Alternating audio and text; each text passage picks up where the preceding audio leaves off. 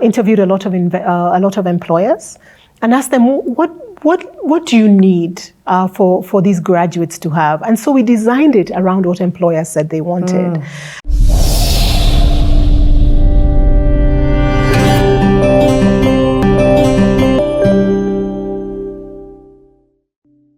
Okay, you mentioned ADMI. First of all, you know that's education. Yes. You know, in essence, and when we started this story, we went straight into the education with your dad. Yeah. So just let's talk about the genesis of this. Were you involved? Did you acquire it later on? What does it do? Let's start it from the beginning. How did it come to be? Yeah. So ADMI is a really what does it stand for? It's a personal love. Oh.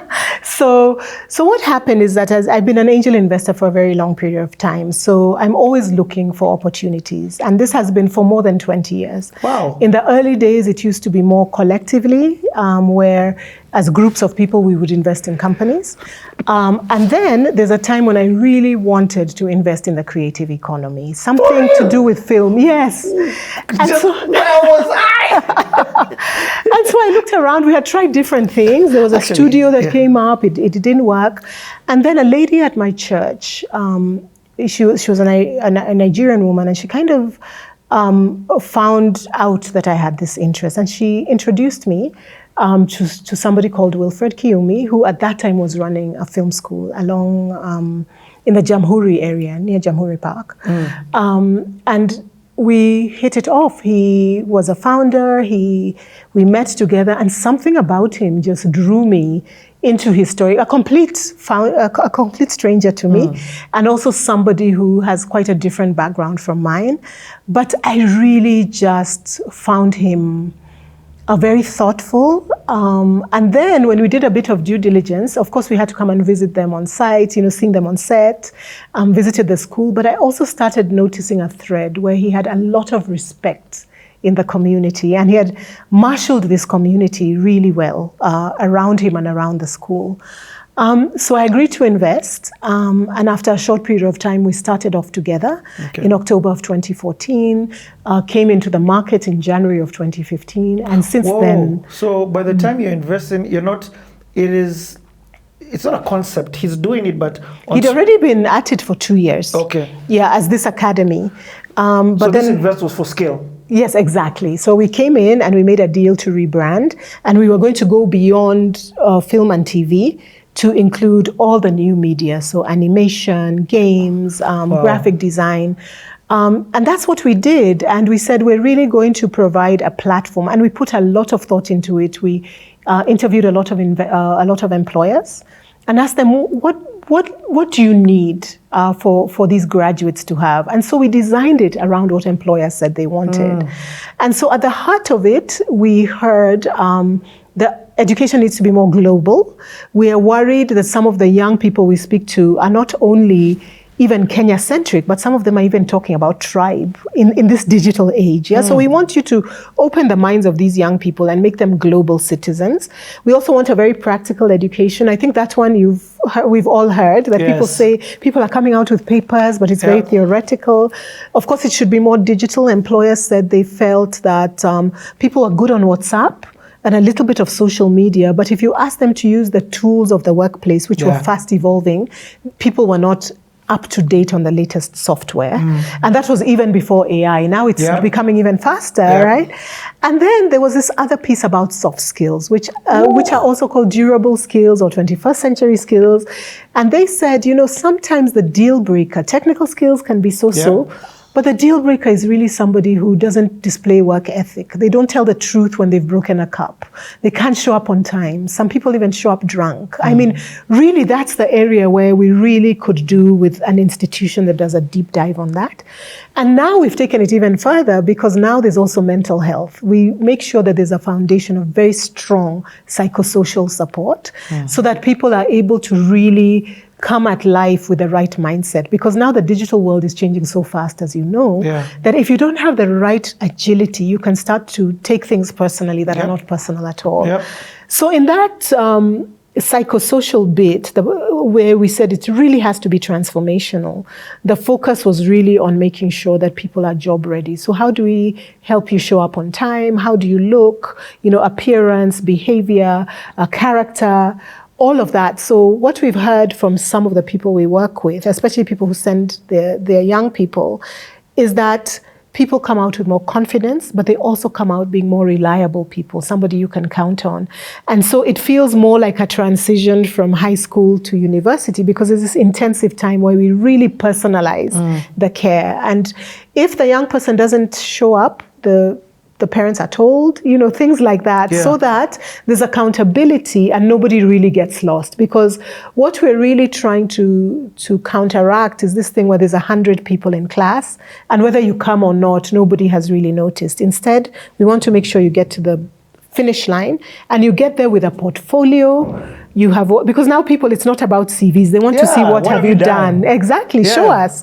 And so we try to make sure that everybody. This guy right here. It's what have you done? Show me what you've done. Show me your work. So we make sure that somebody like Aizo graduates with a portfolio, and that we've been promoting him all along. So it's a guaranteed internship.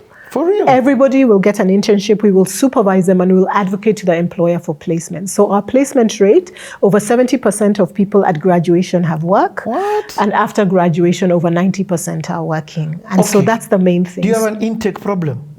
We have a student finance problem in this country, right? So many people would like to come, and we are really working on all kinds of different funds. We've been able to mobilize scholarships for people, but a lot of people need to get through this system, because it really is not just about giving you technical skills. It's about preparing you for the future of work, which needs to happen. But we just wish we could admit many, many more people to be able to give them that bridge. There's parents who have said that you guys think that this is education, but what you really gave me was a way to speak with my son. You gave a family a way to talk. Wow. Yeah, so we feel that with all the change that is coming, this could be a way to help families talk the same language when it comes about what is the future of this precious, precious child. I'm staying here for a few minutes. So you invest in this company, you become an equity partner. Yes, I do. Then you move it, so you scale it up. Where what does that mean? Does it mean changing location? Yes, we change location. So a lot happens. So one is we increase the offerings as far as courses. Yes. Then we weave through all of these things I'm talking about. So we make sure that the practicals, we invest a lot in equipment so that everybody graduates with a portfolio. We also weave in Career Launchpad. Career Launchpad is the program that we work in, where we start working on your character, on your English, on the way you behave, mindset. We invested in counselors. So that means you provided jobs. We do not see ourselves. Scalability meant that, like, by the time you add in all these different courses, it means it needs people to teach these courses. And let me say, one of your teachers has been on this platform. Oh, that's interesting. DJ Kroba. Oh, yes. Sound engineer extraordinaire. Yes, exactly. He's awesome. Yes, and also an awesome, in fact, from a character perspective, Kroba and passionate perspective. So I can vouch for him as a teacher just because I know his excellence. He's gone to one of the best schools on the country. In the continent. When it comes to sound engineering, he's passionate. He's a value-driven person. So if that's the kind of caliber of people that you're recruiting, excellent on that. In case you guys are watching, I want you guys to know. But so I'm just saying, no, for real, you talked about privatization and how it affects a country. So I'm practically using your example of what you did to demystify this thing. So because you came in and looked and saw an opportunity for privatization, for entrepreneurship, you're bringing about impact through the people the thousands and as many people who, just as long as the school remains, but you're also providing revenue for people through offering jobs. You're bringing about solutions because you're bringing good character people and then doing placements for them in business. This is one business that is doing this and bringing about a we're solution very to proud. this. We're very proud, yeah.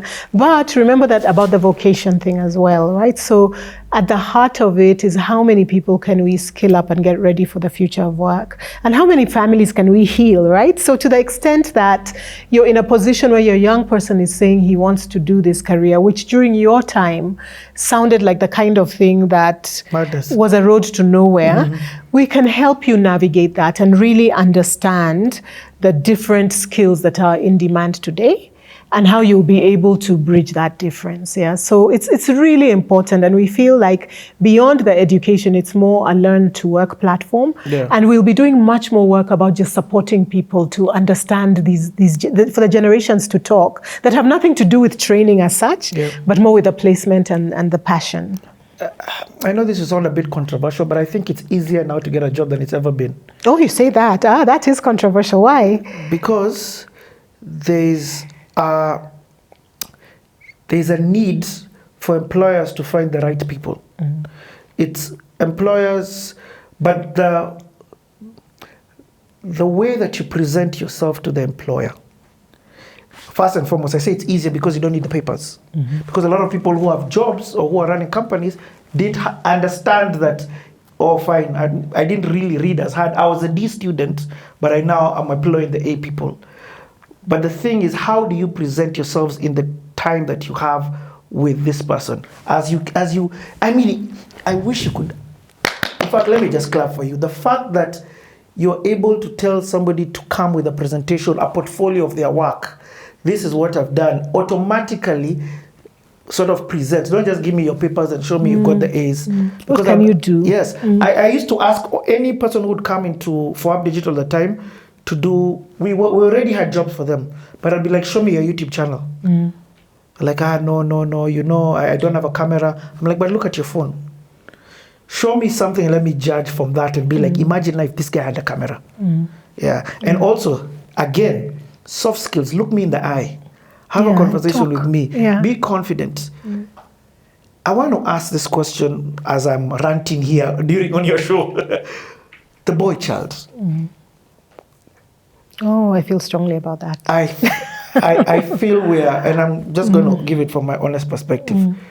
I feel like we're in a pandemic for the boy child. I'm passionately, intentionally trying to hire the boy child.